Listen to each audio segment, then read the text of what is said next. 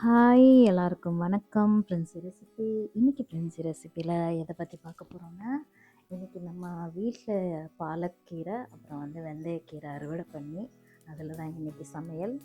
So இன்றைக்கி பாலக் பன்னீர் அப்புறம் methi chapati.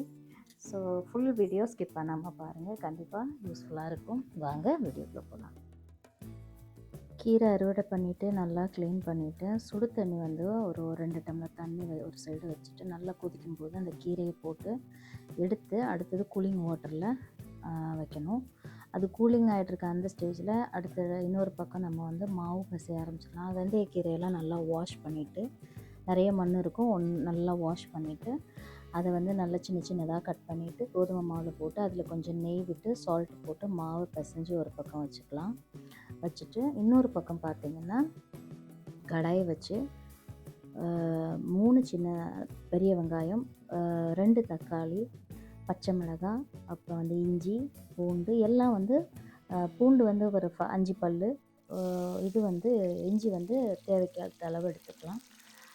200 gram பன்னீர். அதை ஃபஸ்ட்டு வெங்காயத்தை வதக்கிட்டு அந்த வெங்காயம்லாம் எடுத்துகிட்டு அடுத்து அதே இதிலே நம்ம வெங்காயம் தக்காளி எல்லாம் வதங்கின அப்புறம் அதில் பச்சை மிளகாய் போட்டுட்டு அப்புறம் நார்மல் சில்லித்தூள், காஷ்மீரி சில்லித்தூள். அது காரம் நம்மளுக்கு கம்மியாக இருக்கும், கொஞ்சமாக போடுங்க, ரொம்ப வேண்டாம். கல் உப்பு கொஞ்சம் சுவைக்கேற்ற அளவுக்கு.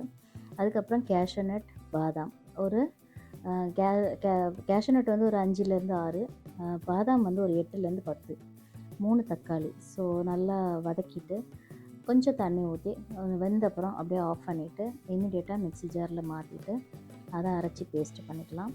அப்புறம் இதில் கொஞ்சம் உங்களுக்கு ஸ்பைசி அதிகமாக வேணும்னா நீங்கள் நம்ம வீட்டு குழம்பு மசாலாத்தூள் கூட கொஞ்சம் ஆட் பண்ணிக்கலாம். நான் ஆட் பண்ணேன். அரைச்சி அதை ஒரு பக்கம் கலவையை தனியாக எடுத்துட்டு இதே பேன்லேயே பன்னீரையும் ஃப்ரை பண்ணி எடுத்துட்டேன். ஃப்ரை பண்ணி எடுத்துட்டு அதுக்கப்புறம் பார்த்திங்கன்னா நெக்ஸ்ட் திருப்பி ஒரு கடாயை வச்சு நம்ம அரைச்ச பேஸ்ட் இருக்குல்லையே, ஆற வச்சு அரைச்ச பேஸ்ட்டு, அதை எண்ணெய் அதில் எண்ணெய் 1 டேபிள் ஸ்பூன் போட்டுக்குங்க.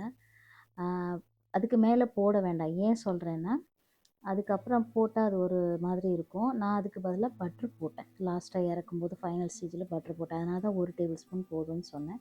போட்டுட்டு இந்த அரைச்ச கலவையை அதில் போட்டுட்டு எதுவும் போட வேண்டாம். நம்ம எல்லாமே நம்ம மசாலா எல்லாமே இதிலே கொடுத்துட்டோம் இல்லையா. ஸோ இதில் எதுவும் தடுக்காக்கெல்லாம் போடாதீங்க. அப்படியே இது பண்ணிவிட்டு கீரை நம்ம வேக வச்சு ஆற வச்சு அதையும் மிக்ஸி ஜாரில் அரைச்சி வச்சுருக்கோம். இதில் ஒன்றுமே கிடையாது, பிளெயின் கீரை தான். அதை அப்படியே அதில் ட்ரான்ஸ்லேஷன் பண்ண வேண்டியது, அப்படியே ட்ரான்ஸ்ஃபர் பண்ணணும்.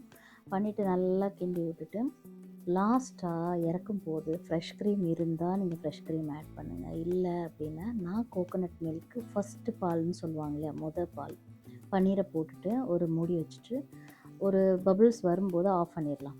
ரொம்ப அப்படியெல்லாம் பண்ண வேண்டாம், குக் பண்ண வேண்டாம். ஆஃப் பண்ணிவிட்டு கோகோனட் மில்க் ஃபஸ்ட்டு மில்க் எடுத்து அதை அது மேலே எடுத்துட்டோன்னே கொஞ்சம் கலர் சேஞ்ச் ஆகும். அந்த க்ரீன் கலர்லேருந்து கொஞ்சம் க்ரீன் அண்ட் ஒயிட் மிக்சிங்கில் ஒரு மாதிரி ஆகும், நல்லாயிருக்கும். அது ராயல் கலரில் இருக்கும். இது ரெஸ்டாரண்ட் டைப்பில் நான் பண்ணியிருக்கேன். மாவு பிசைகிறது பார்த்திங்கன்னா, இந்த மாவெல்லாம் பிசைஞ்சி தனியாக சைடில் வச்சுட்டு அந்த வெந்தயக்கீரையெல்லாம் போட்டு நெய் போட்டு இதெல்லாம் பிசைஞ்சி ஒரு பக்கம் சைடில் வச்சுட்டு அது. ஸோ இன்றைக்கி ஸ்கூல் லன்ச் இதுதான் கிட்ஸுக்கு. நம்ம தோட்டத்திலேயே ஒரு கீரை எடுத்து அறுவடை பண்ணி அதை சமைக்கும்போது அது ஒரு தனி சுகம்தான். மார்னிங் தான் அறுவடை பண்ணேன், மார்னிங்கே சமைச்சேன், உங்கள் கூட ஷேரும் பண்ணிட்டேன். வீடியோ எப்படி இருக்குன்னு சொல்லுங்கள். வீடியோ பிடிச்சிருந்தா லைக் பண்ணுங்கள், ஷேர் பண்ணுங்கள், சப்ஸ்கிரைப் பண்ண மறக்காதீங்க. கண்டிப்பாக லைக் பண்ணவும் மறக்காதீங்க, ஹைப் பண்ணவும் மறக்காதீங்க. வீடியோ எப்படி இருந்ததுன்னு சொல்லுங்கள்.